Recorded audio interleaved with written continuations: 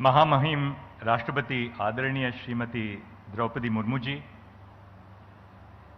झारखंड के आदरणीय राज्यपाल जी श्री सीपी राधाकृष्णन जी,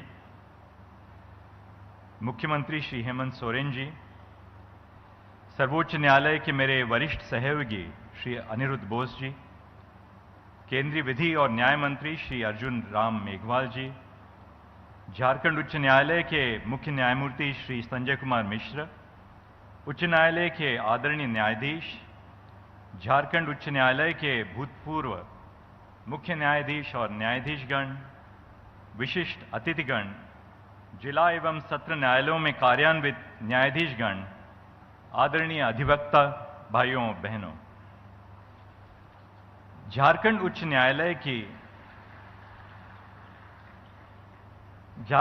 न्यायालय की नई इमारत का शुभारंभ भारत के न्याय प्रणाली के इतिहास और भविष्य को उज्ज्वलित कर रहा है।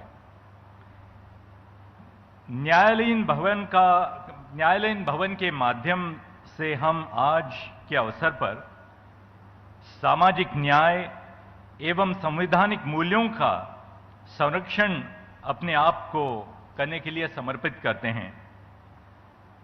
ईंट और पत्थर में बनी इमारत अपने आधुनिक सौंदर्य से आधुनिक राज्य और आधुनिक राष्ट्र का प्रतीक बन सकती है। न्यायपालिका के भवन का विस्तार होने से न्याय प्रणाली की प्रतिष्ठा तो बढ़ती है ही, अधिवक्तागण न्याय भवन में कार्यरत होते हैं, साथ ही साथ भारतीय नागरिक अपने वादों को लेकर न्यायपालिका के द्वार में प्रवेश करते हैं, तब उनकी आस्था को कायम रखना हम सबका उत्तरदायित्व है। सर्वोच्च न्यायालय के 7 साल के मेरे निजी अनुभव में मुझे न्याय और अन्याय के छवि का एहसास हुआ है। सजा होने के पहले हजारों नागरिक छोटे अपराधों के लिए कारागारों में बंदी रहते हैं, अक्सर महीनों या सालों तक। उनके पास न ही साधन है, न ही साक्षरता। यदि न्याय प्रणाली में उनको न्याय शीघ्रता से मिल न पाए तो उनकी आस्था कैसे बने रहेगी? प्रिजम्पशन ऑफ इनोसेंस न्याय व्यवस्था का मूलभूत सिद्धांत है। उस सिद्धांत को जमानत के मामलों में प्रत्यक्ष रूप में हमें अपने सामने रखना चाहिए। गरीब विचाराधीन कैदी यानी अंडर ट्रायल की जमानत में विलंब होने से सामान्य नागरिक की आस्था कैसे दृढ़ रहेगी? जिला और सत्र न्यायालयों को सक्षम बनाना उच्च न्यायालय और सर्वोच्च न्यायालय का कर्तव्य है।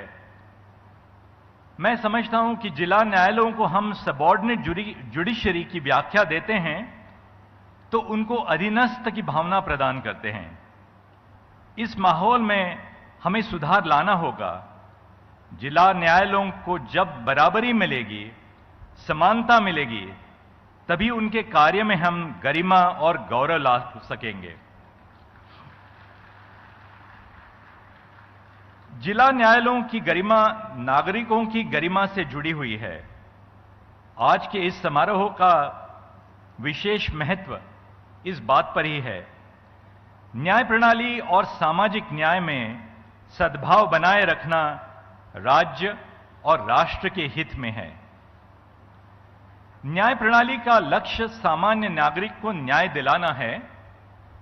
इस प्रक्रिया में वादकारियों को उपलब्धियां प्राप्त होनी चाहिए, मुकदमों के बारे में जानकारी मिले, समय पर सुनवाई हो, फैसले का दस्तावेज शीघ्र प्राप्त हो, कचहरी में साफ सुथरा भोजन और जल मिले, महिलाओं के लिए अलग शौचालय हो।